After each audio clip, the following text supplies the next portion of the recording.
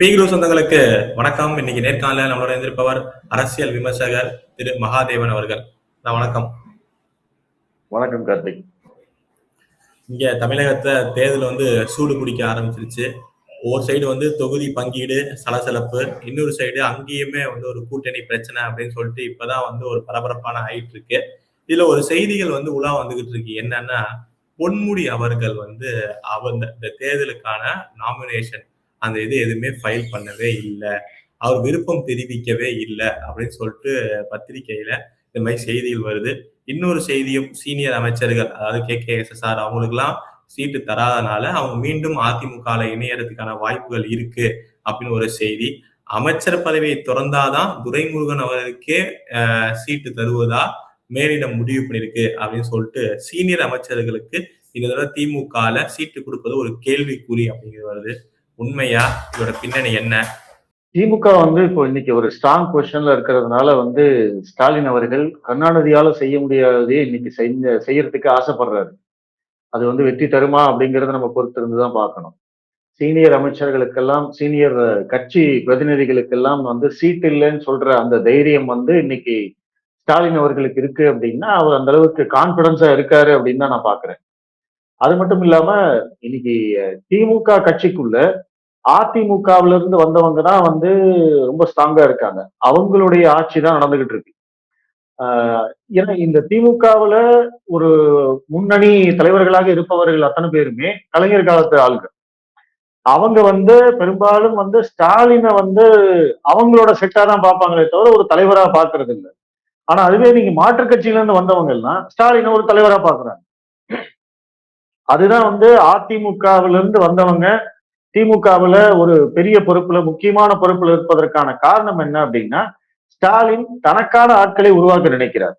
ஏற்கனவே திமுகவுல இருந்தவங்க எல்லாருமே கலைஞர் காலத்து செட்டுங்க அப்படிங்கிறதுனால அவங்களுக்கு ஒரு அந்த இம்பார்ட்டன்ஸ் கொஞ்சம் கொஞ்சமா குறைச்சிட்டே இன்னைக்கு ஆல்மோஸ்ட் துரைமுருகனுக்கு அமைச்சர் பதவி இல்லைன்னு சொல்லிட்டாரு. பொன்முடிக்கு சீட்டு கொடுத்தாங்க அப்படின்னா அது பேக் ஃபயர் ஆகும். ஏன்னா ஏற்கனவே பெண்களுக்கு பாதுகாப்பு இல்லை, திமுக பெண்கள் பெண் சுதந்திரத்துக்கெல்லாம் எதிரி அப்படிங்கிற மாதிரி இருக்கிறதுனால மறுபடியும் பொன்முடிக்கு சீட்டு கொடுத்தா அது அதுக்கு பதில் சொல்ற மாதிரி ஆகும் அப்படிங்கிறதுனால அவரை தவிர்த்திருக்காங்க. மேபி கண்டிப்பா அவரோட பையன் போட்டியிடுவார்னு நினைக்கிறேன். ஸோ அதனால அது ஒன்றும் பெரிய விஷயம் கிடையாது. பட் சீனியர்களுக்கெல்லாம் சீட் இல்லைன்னு இன்னைக்கு தகவலா வந்திருக்கு. அது உண்மையிலேயே நடக்குமா அப்படிங்கிறத நம்ம பொறுத்திருந்துதான் பார்க்கணும். ஏன்னா அந்த அளவுக்கு ஸ்டாலின் அவர்களுக்கு தைரியம் இருக்கா, திமுகவில் அதை செய்ய முடியுமா அப்படிங்கிறதே ஒரு கேள்விக்குறிதான். சோ அதை நம்ம பொறுத்திருந்துதான் பார்க்கணும். அது இன்கேஸ் அவர் சீட்டு கொடுக்காம போனாலுமே வெற்றி வாய்ப்புகள் எந்த அளவுக்கு பாதிக்கும் அப்படிங்கிறது ஒரு முக்கியமான கேள்வி. இன்னொன்னு, நாங்க தான் ஸ்ட்ராங்கான கூட்டணி, 20 கட்சிகள் மேல திமுக தான் இருக்காங்க, ஏன்னா வெற்றி வாய்ப்பு அதிகமா இருக்கு அப்படிங்கறதுனாலதான் எங்களுக்கு சேர்றாங்க அப்படின்னு சொல்லிட்டு இருந்த திமுக கூட்டணியில ஆல்ரெடி பிரச்சனைகள் போயிட்டே இருக்கு. தொகுதிகள் கம்மியா தரனால கம்யூனிஸ்ட் இன்னும் இழுபறியில இருக்காங்க. விசிக அதிருப்தியில இருக்கேன், வேதனையிலையும் வழியிலையும் இருக்கேன்னு ஓப்பனா திருமாவளவன் அவர்களே சொல்லிட்டாங்க. அப்படி இருக்கிறப்ப திடீர்னு தமிழக வெற்றி கழகம் அவங்க தமிழக வாழ்வுரிமை மன்னிக்கணும், திரு வேல்முருகன் அவர்கள் வெளியேறிட்டார் கூட்டணியிலிருந்து. இன்னைக்கு அதிகாரப்பூர்வமாவே சொல்லிட்டாரு, எங்களுக்கு சீட்டெல்லாம் பிரச்சனை இல்லைங்க, நாங்க ஒரு 10 நிமிஷம் கோரிக்கை வச்சோம், அதை அவங்க ஏத்துக்க மாட்டேன்ட்டாங்க, அதை நாங்க வெளியேறிடுறோம் அப்படின்னு சொல்லிட்டு அவங்க அபிஷியலாவே வெளியில வந்துட்டாங்க. என்ன நடக்குது, என்ன அதிருப்தி? இதே மாதிரி கம்யூனிஸ்டுகளும் தைரியமா முடிவெடுப்பாங்களா? திருமாவளவர்களோட முடிவு எப்படி இருக்கும்? கம்யூனிஸ்டும் திரும்பவும் முடிவெடுக்கிறதுக்கு வாய்ப்பே இல்லை. அப்படி எடுத்தாங்கன்னா அப்புறம் அவங்க கட்சியும் பாதி திமுகவோட ஒட்டிக்கிட்டு மீதிதான் வரும். ஸோ அந்த மாதிரி தான் இன்னைக்கு நிலைமை. கம்யூனிஸ்ட் கட்சிக்கு கட்சி உடையறதுக்கான வாய்ப்புகள் இல்லை. ஆனா விடுதலை சிறுத்தைகள் கட்சி இன்கேஸ் திருமாவளவன் அவர்கள் வெளியேறினால் அவருக்கு பாதி கட்சி தான் அவர் பின்னாடி வரும். அப்புறம் அவர் ஊட்டிக்கு தனியா தான் போகணும், வேற வழியே இல்லை. அந்த மாதிரி தான் இருக்கும். ஏன்னா இன்னைக்கு விசிக கட்சி திமுகவோட கரைந்து விட்டது. உன்னோட ஒன்னா இணைஞ்சு பின்னி பணைஞ்சிட்டாங்க. அதனால இதுக்கு மேல அதை பிரிச்சு எடுக்க முடியாது அப்படிங்கிறது திருமாவளவனுக்கும் தெரிஞ்சதுனாலதான் அவரு எதுவுமே பேச முடியாம அவர் ஒரு விரக்தியில அவரு வெளியில பேசிக்கிட்டு இருக்காரு. அவர் ஆக்சுவலா பேஸ்புக் லைவ்ல பேச வேண்டியதெல்லாம் திமுக கிட்ட பேச வேண்டியதெல்லாம் பேஸ்புக் லைவ்ல பேசிட்டு இருக்காரு. நீங்க கூட்டணியில இருக்கீங்க, அப்படி என்ன அவங்க தன்னதுக்கு. ஏன்னா இப்ப எல்லாமே அவங்க கூட்டணி கட்சிகளுக்கு பெரிய ஒரு பின்னடைவு. அவங்க சிம்பிள்ல போட்டி போட முடியல, கேட்கிற தொகுதிகள் கிடைக்கல. எல்லாருமே ஒன்றிணைந்து வந்து பாஜக உள்ள வந்துடக்கூடாது அப்படின்னு சொல்றவங்களே திமுக இப்படி நடத்துது. அப்படி இருந்தும் அவங்க கூட தான் கூட்டணியில இருக்கணும் அப்படிங்கிறதுக்கு பணிறதுக்கான காரணம் என்ன? ஏன்னா அவங்க இந்த பாதையில வந்து ரொம்ப தூரம் போயிட்டாங்க. திரும்ப வர முடியாத தூரத்துக்கு வந்து அவங்க போயிட்டாங்க. இந்த பாஜக எதிர்ப்பு அப்படிங்கிறத காரணமா காட்டி திமுக வந்து இவங்க எல்லாரையுமே வந்து கபலீகரம் பண்ணிட்டாங்க. எதுக்குமே வந்து எதிர்த்து பேச முடியாத ஒரு நிலைமைக்கு வந்து திமுக அவங்க எல்லாம் கொண்டு போய் கார்னர் பண்ணதுனாலதான் இன்னைக்கு இந்த நிலைமை.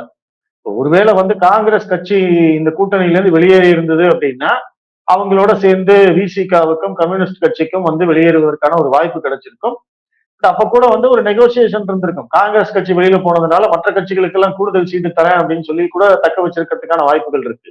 ஆனா திமுகவை பொறுத்த வரைக்கும் இன்னைக்கு வந்து இந்த கூட்டணி கட்சிகள் அத்தனை பேரையுமே வந்து கபலீகரம் பண்ணிட்டாங்க. அவங்க வந்து டோட்டலா கரைச்சிட்டாங்க அப்படின்னு தான் சொல்லணும். ஆக்சுவலா இந்த குற்றச்சாட்டு வந்து பாஜக மேலதான் இவங்க எல்லாம் வச்சுக்கிட்டு இருந்தாங்க. பாஜகவோட சேர்ந்தா கட்சிகள் எல்லாம் அழிஞ்சு போயிடும். அதிமுக வந்து பாஜகவோட சேர்ந்திருக்கு. அதிமுக என்ற கட்சியே இல்லாமல் போயிடும் அப்படின்லாம் வந்து சொல்லிக்கிட்டே இருந்தாங்க. ஆனா தேசிய அளவுல பாத்தீங்கன்னா கூட்டணி கட்சிகளை மதிப்பது பாஜகவை தவிர வேற யாருமே வந்து அந்த அளவுக்கு மதிக்கிறதே கிடையாது. பாஜக அந்த அளவுக்கு வந்து கூட்டணி கட்சிகளுக்கு இம்பார்ட்டன்ஸ் கொடுப்பாங்க. அந்த முக்கியத்துவம் கொடுத்து அவர்களை அரவணைத்து சென்று அவங்க வந்து விட்டு கொடுத்து அவங்க கீழறங்கி வந்து எல்லாத்தையும் செய்வாங்களே தவிர திமுக செய்யற மாதிரி வந்து கழுத்துல கைய வச்சு சீட்டு பேரம் பேசினதெல்லாம் வந்து பாஜக செஞ்சதே கிடையாது. அதை வந்து காங்கிரஸ் செஞ்சிருக்கு. காங்கிரஸ் இதே திமுகவுக்கே செஞ்சிருக்கு. மேல ரைடு விட்டு கீழே வந்து கூட்டணி பேச்சுவார்த்தை நடத்தினதெல்லாம் வந்து இதெல்லாம் மறந்துட்டாங்க. இன்னைக்கு தமிழகம் வந்து மக்கள் வந்து அதெல்லாம் மறந்துடுவாங்க அப்படின்னு இவங்க நினைக்கிறாங்க. ஆனா பாஜக அந்த மாதிரி எல்லாம் எப்பவுமே செஞ்சதே கிடையாது. எல்லா இடத்துலயும் பாத்தீங்கன்னா இப்ப கர்நாடகாவில, மகாராஷ்டிராவில, பீகார்ல அவங்கதான் வந்து ஒரு முக்கியமான கட்சியா இருப்பாங்க. ஆனா கூட்டணி கட்சிகளுக்கு முதல்வர் பதவியே, முக்கியமான அமைச்சர் பதவியெல்லாம் விட்டு கொடுத்திருப்பாங்க.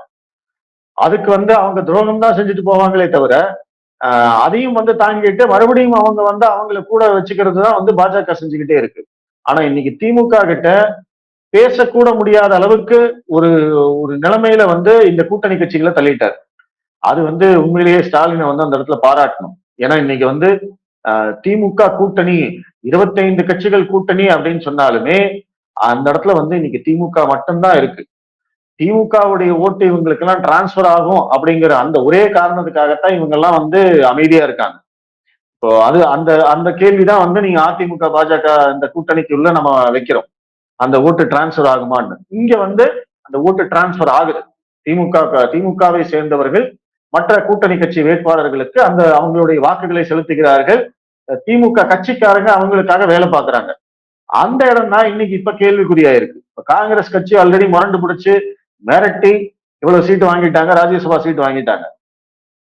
மற்ற கட்சிகள் இப்ப கம்யூனிஸ்ட் கட்சி ஆகட்டும், பிசிகாவாகட்டும் இவங்க எல்லாம் வந்து மன வருத்தத்துல இருக்காங்க.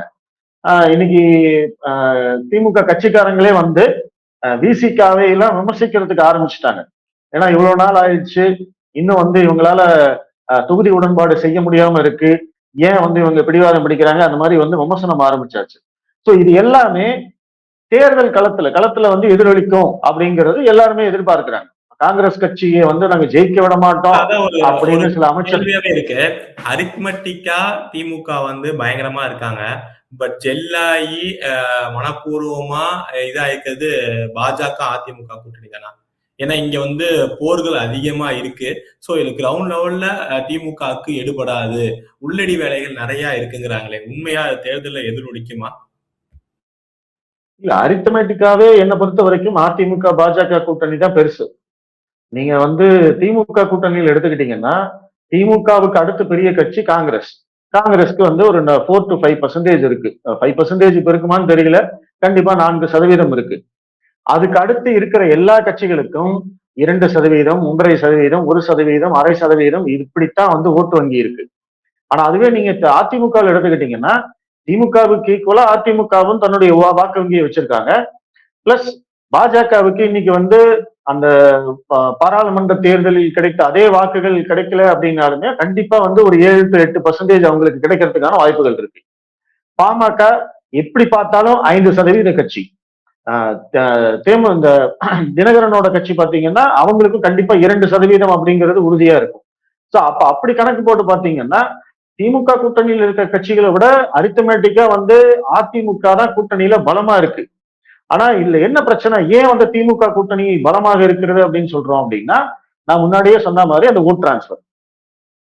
அதிமுகவுக்கு வந்து இந்த கூட்டணி வச்சு மற்ற கூட்டணி கட்சிகளுக்காக வேலை பார்த்து அந்த நம்மளுடைய வாக்குகளை எல்லாம் அவங்களுக்கு செலுத்தணும், அவங்கள கூட்டணி கட்சிகளை ஜெயிக்க வைக்கணும் அப்படிங்கிற அந்த ஒரு பழக்கம் வந்து அவங்களுக்கு ட்ரெடிஷ்னலாவே இல்ல. ஜெயலலிதா அவர்கள் இருந்த வரைக்கும் அவங்கதான் ஒரு ஒன் உமன் ஷோ. ஏன்னா அவங்க வந்து பெருசா கூட்டணிகளுக்கு எல்லாம் வந்து பெருசா அவங்க மதிப்பு கொடுத்ததே கிடையாது. அவங்க ஒரு சிங்கிள் உமனா அதிமுக தான் வந்து எல்லாமே, அதிமுகவால தனியாவே நின்று ஜெயிக்க முடியும் அப்படின்னு ப்ரூவ் பண்ணவங்க. அதனால அதிமுக தொண்டர்களுக்கும் கிட்டத்தட்ட அதே மனநிலை தான். நம்ம வந்து கூட்டணிக்கெல்லாம் வந்து அவங்க பெருசா இது பண்ண மாட்டாங்க. திமுகவுக்கு வந்து கூட்டணி இல்லைன்னா ஜெயிக்க முடியாது அப்படிங்கிறது தெரியும். அது வந்து தொண்டர்கள் வரைக்கும் தெரியும். அதனால அவங்க கூட்டணி கட்சிகளை மதிப்பாங்க. ஆனா அதிமுகவுக்கு கூட்டணி இல்லாம இருந்தாலும் நம்மளால ஜெயிக்க முடியும் அப்படிங்கிற கான்பிடன்ஸ், அந்த ஒரு ஒரு ஒரு சுப்பீரியாரிட்டி அவங்களுக்கு இருக்கு அப்படிங்கிறதுனால அவங்க எப்பவுமே இப்படிதான் பண்ணுவாங்க. சோ அது வந்து 2021லயும் பாத்தீங்கன்னா ஒரு நிறைய கால்குலேஷன்ஸ் இருந்தது. 19லயும் இருந்தது, 21லயும் இருந்தது. அதிமுகவுடைய முழு பலம் வந்து கூட்டணி கட்சிகளுக்கு போய் சேரவில்லை அப்படிங்கிற ஒரு கம்ப்ளைண்ட் இருந்தது. இந்த தேர்தல்ல அது என்னவாக போகுது அப்படிங்கிறது ஒரு மிக முக்கியமான கேள்வி. ஏன்னா இந்த தேர்தல்ல அதிமுகவுக்கும் தெரியும், கூட்டணி கட்சிகள் ஜெயிச்சாதான் நம்மளும் ஆட்சிக்கு வர முடியும் அப்படிங்கிறது தெரியும். தொண்டர்களுக்கும் வந்து ஒரு ஒரு கண்டிப்பா வந்து ஜெயிச்சே ஆகணும் அப்படிங்கிற ஒரு வெறி இருக்கு. அதனால இந்த ஓட் டிரான்ஸ்பர் இந்த தடவை கரெக்டா ஆகும் அப்படின்னு எல்லாரும் எதிர்பார்க்கிறாங்க. அந்த இடத்துலதான் வந்து திமுகவுக்கும் அதிமுக கூட்டணிக்கும் ஒரு வித்தியாசம் இருக்குன்னு நான் பாக்குறேன். ஓகேண்ணா. இன்னொரு 2 கேள்விகள். ஒண்ணு வந்து என்னன்னா, இங்கேயும் ஒரு சலசலப்பு இருக்கு என்டிஏ கூட்டணியில அப்படின்னு சொல்லிட்டு. என்னன்னா, திரு சரத்குமார் அவர்கள் வந்து நேற்று பத்திரிகையாளர் சந்திப்புல வந்து, எங்களுக்கு குடுத்த வாக்குறுதிகள்லாம் வந்து இன்னும் நிறைவேற்றவே இல்ல அப்படின்னு சொல்லிட்டு அவரு ஒரு திடீர்னு ஒரு பிரஸ் மீட் குடுத்திருந்தாரு. என்ன நடக்குது என்டிஏல? எப்படி இங்க தமிழக வாழ்வுரிமை கட்சி பிரச்சனை பண்ற மாரி இங்க சரத்குமார் அவர்கள் பிரச்சனை பண்ண ஆரம்பிச்சிட்டாரா? என்ன நடக்க போகுது என்டிஏ கூட்டணியில? கண்டிப்பா பாஜக இந்திய கூட்டணின்னு இல்ல, இது வந்து பாஜகவுக்குள்ள இருக்கக்கூடிய கட்சி உட்கட்சி பிரச்சனை. இந்திய கூட்டணியை வந்து நம்ம இதுக்குள்ள கொண்டு வர்றது தப்பு. ஏன்னா அங்க வந்து திமுக கூட்டணி கட்சிக்கும் திமுகவுக்குமான பிரச்சனை. இது வந்து பாஜகவில் இருக்கக்கூடிய சரத்குமார் அவர்களுக்கு இருக்கக்கூடிய உட்கட்சி பிரச்சனை. அவர் வந்து கட்சியை கலைச்சிட்டு கட்சியை வந்து அவங்க பாஜகவுடைய இணைச்சிட்டாரு அப்படிங்கிறது தான் நம்ம பார்த்தோம். அப்படி இருக்கிற போது அவருக்கு கண்டிப்பா வந்து ஒரு பெரிய பொறுப்பு கொடுத்திருக்கலாம். அவர் ஒரு ஆக்டிவ் பர்சனாலிட்டி, நல்ல எல்லா விஷயமும் பத்தி பேசக்கூடிய ஒரு நபர், அறிவார்ந்த நபர், பிரஸ்ஸை வந்து நல்லா ஹேண்டில் பண்ணுவாரு. அப்படி இருக்கிற போது யார் யாருக்கோ பதவி கொடுக்குறாங்க. பாஜகவுல வந்து கிட்டத்தட்ட 1,00,000 பதவிகளுக்கு மேல் இருக்கு. அப்படி இருக்கிற போது சரத்குமாருக்கு ஏன் கொடுக்காம விட்டாங்கன்னு எனக்கு உண்மையிலேயே புரியல. அவர் நேற்று வந்து சொன்னதுக்கு அப்புறமா தான் ஓஹோ ஆமா இல்ல, அவருக்கு எந்த பதவியுமே இல்ல, அவருக்கு எந்த பொறுப்புமே இல்ல. ஏன்னா அவரும் ஃபீல் பண்ணுவார் இல்லைங்களா? இன்னைக்கு வந்து பிரதமர் அவர்கள் 3 முறை வந்துட்டு போயிட்டாரு. அதிமுக கூட்டணி கட்சிக்காரங்க அத்தனை பேரையும் மேல உட்கார வைக்கிறாங்க.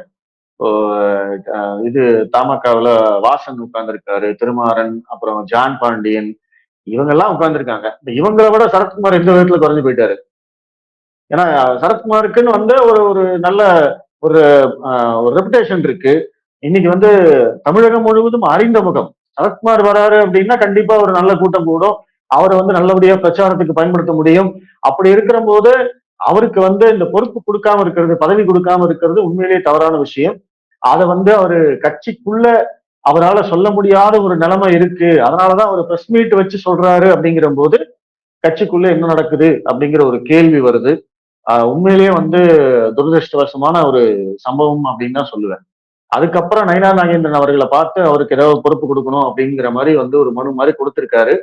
பட் ஒரு மாநில தலைவராக நயினார் நாகேந்திரன் இதை வந்து அவாய்ட் பண்ணிருக்கணும் அப்படிங்கிறது தான் என்னுடைய பார்வை. இறுதியான கேள்வியானா, தமிழகத்துக்கு பொறுப்பாளர் பாஜக தேர்தல் பொறுப்பாளர் திரு பியூஷ் கோயல் வந்து தற்சமயம் வந்து தமிழகத்துல இருக்காரு. இங்கேயும் தொகுதி பங்கீடு டெல்லியில சந்திக்கிறப்ப 4 நாள்ல எல்லாமே முடிவடைஞ்சிருங்க அப்படின்னு சொல்லிட்டு எடப்பாடி அவர்கள் வந்து தெளிவா சொல்லியிருந்தாரு. சோ இங்க பேச்சுவார்த்தை அதுக்காக தான் வந்திருப்பாங்கங்கிறது நினைக்கிறேன். சோ பாஜக எவ்வளவு சீட் எதிர்ப்பாங்க? ஏன்னா திமுகட்ட காங்கிரஸ் வந்து பேரம் பேசி அப்படி இப்படின்னு 28 வாங்கிட்டாங்க ஒரு ராஜ்யசபாவோட. சோ பாஜக காங்கிரஸ் வாங்குறதை விட கம்மியா வாங்குமா? இவங்களோட எதிர்பார்ப்புகள் அதிமுகட்ட எவ்வளவு? அதிமுக எவ்வளவு தரும்? இந்த பாஜக என்ன டிமாண்ட் வச்சிருக்காங்க அப்படின்னு இது இப்ப வரைக்கும் தெரியலைங்களே. அதிமுக என்ன கொடுத்தாலும் வாங்கிக் கொள்ளும் இடத்தில் வந்து பாஜக இருப்பதாகத்தான் எல்லாம் சொல்றாங்க. நேற்று ஒரு செய்தி வந்த மாதிரி மொத்தமாக வந்து தேசிய ஜனநாயக கூட்டணிக்குன்னு வந்து ஒரு 45 சீட்டு கொடுத்து அதுக்குள்ள உள்ஒதுக்கீடா வந்து அமமுக இவங்களுக்கு எல்லாம் வந்து சீட்டு கொடுக்குற மாதிரி பேசியிருந்தாங்க. பாமகவுக்கு தனியா கொடுப்பாங்க போல இருக்கு. அப்படி பார்த்தோம்னா நம்மளுக்கு வந்து ஒரு 29ல இருந்து 31 சீட் வரைக்கும் இப்ப கணக்கு வெளியில சொல்றாங்க.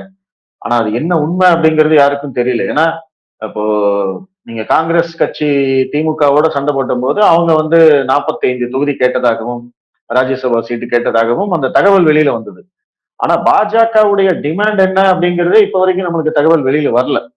சோ அப்படி இருக்கிற போது நம்மளாலையும் கணிக்க முடியல. இவங்க எவ்வளவு சீட்டு தான் கேட்டிருக்காங்க, அதிமுக எவ்வளவு கொடுக்க போறாங்க அப்படிங்கிற மாதிரி அந்த ஒரு தகவலே வெளியில வரல அப்படிங்கறதுனால நம்மளாலையும் சொல்ல முடியல. பட் அது ஒரு வகையில வந்து ஒரு பாசிட்டிவ் தான். இந்த கட்சி கூட்டணிக்குள்ள எந்த குழப்பமும் இல்ல, சீட்டு பேரத்துல வந்து எந்த பிரச்சனையும் இல்ல அப்படிங்கிறது வந்து ஒரு பாசிட்டிவ் தான்.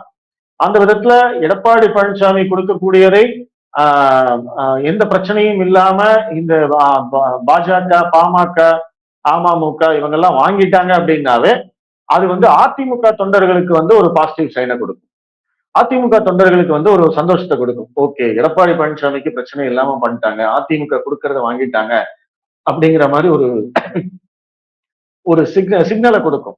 சோ அதன் மூலமாக அதிமுக தொண்டர்கள் மகிழ்ச்சி அடைவார்கள். அவங்க வந்து கூட்டணி வேட்பாளர்களுக்காக வந்து ஒரு முழு மூச்சோட முழு வேகத்தோட வந்து வேலை செய்வாங்க அப்படிங்கிற மாதிரி நான் பாக்குறேன். சோ அந்த மாதிரி வந்து ஒரு அட்வான்டேஜ் இருக்கு அப்படின்னு நான் பாக்குறேன். பட் தொகுதிகளை பொறுத்த வரைக்கும் அது எவ்வளவுங்கிறது வெளியில வந்தா தான் தெரியும். அது ரொம்ப ரகசியமா தான் வச்சிருக்காங்க. நிச்சயமா பார்ப்போம். இவ்வளவு நேரம் உங்க நேரத்தை நம்ம தளத்து வந்து பயந்தமைக்கு ரொம்ப நன்றி. நல்லதே நடக்கும். வாழ்க வளமுடன். நன்றி.